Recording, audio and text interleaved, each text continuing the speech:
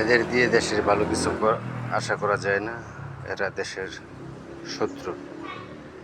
কারণ এদের বিগত 15-16 বছরের বিভিন্ন কুকীর্তি কুকর্ম আমরা দেখছি। আর নিপুণের তো এখন অনেক কিছু ভাইরাল হইতেছে। আমি রিপনেরও ভক্ত ছিলাম, আমি আপনার রিয়াজেরও ভক্ত ছিলাম, ফেরদৌসেরও ভক্ত ছিলাম, আমি সবার ভক্ত।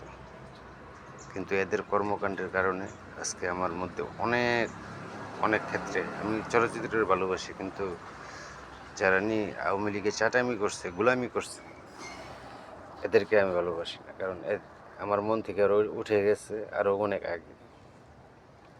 অতএব আপনারা যেখানেই পাবেন এদেরকে শায়েস্তা করবেন। কারণ বাকি জীবন যতদিন বেঁচে থাকে ওরা যেন রাজনীতি বা আওয়ামী লীগের চাটামি করার কোনো সুযোগ না পায়।